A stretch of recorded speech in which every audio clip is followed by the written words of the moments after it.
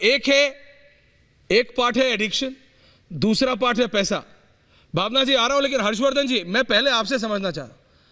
Server साहब कह रहे हैं देखो अभी हमारे कंट्रोल में नहीं है, सरकार से बात करो।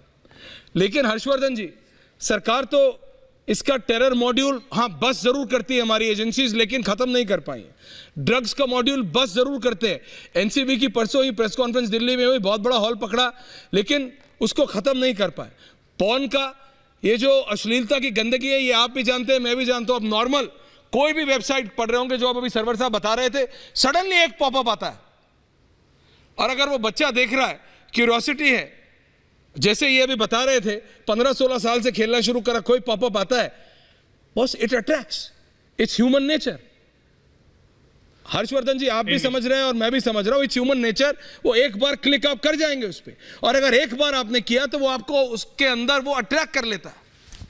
हर्षवर्धन जी निश्चित तौर पर ऐश्वर्या जी, मैं भी इसी पर हुए धर्मांतरण गेमिंग के जरिए हो रहा है, इस पर एक छोटी सी बात कहूंगा जी, प्लीज बोलिए। देखिए, कई बार ये होता है कि हम गेमिंग कर रहा है बच्चा, गेमिंग के लिए ही जा रहा है, हम उसकी बात कर रहे होते हैं, और हमें लगता है कि बच्चे को, जिसको कहते हैं ना कि किसी भी चीज में अगर उसे आगे बढ़ना है तो उसमें जरा सा भी कमी नहीं होनी चाहिए।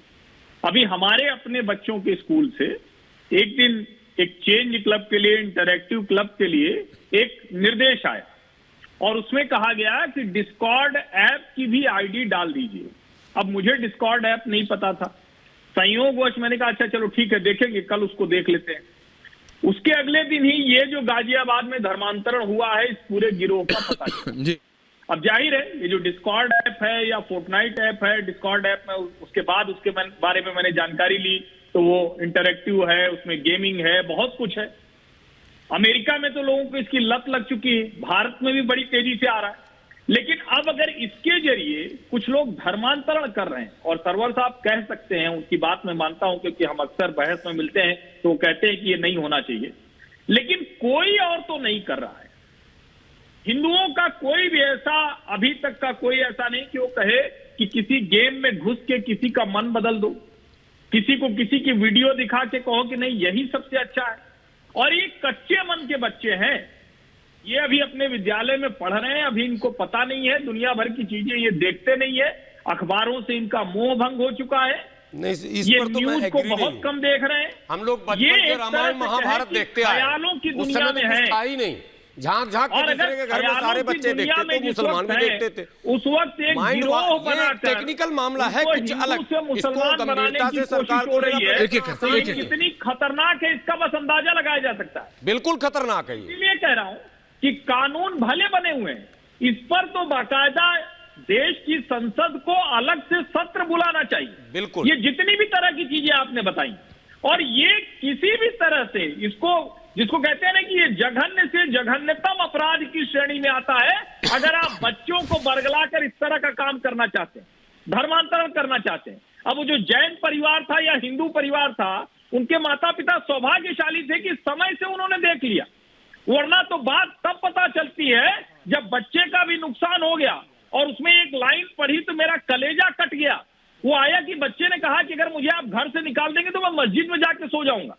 आप कल्पना कीजिए, और उसके जो वीडियोज, उसकी जो खबरें आई हैं, वो दिल दहलाने वाली है। ये कह देने भर से काम नहीं चलने वाला है कि हमारे हाथ से बात निकल गई है, धर्मगुरुओं के हाथ से बात निकल गई है, किसी के हाथ से बात नहीं निकली है। जो ये टारगेट करके कर रहा है, उनको निश्चित तौर पर ये समझाना पड़ेगा। सरवर साहब जैसे लोग समझदार हैं, इनको भी ऐसी चीजों से, जिसको कहते हैं ना कि वाकफियत होती होगी, ऐसा नहीं कि इनको नहीं पता चलता हो।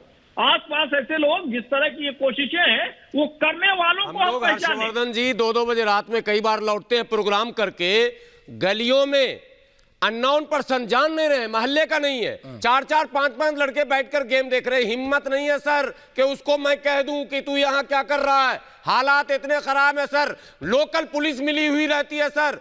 आप समझिए इस गंभीरता को, सरकार जब तक सचेत नहीं होगी, ये इतना लूज मामला।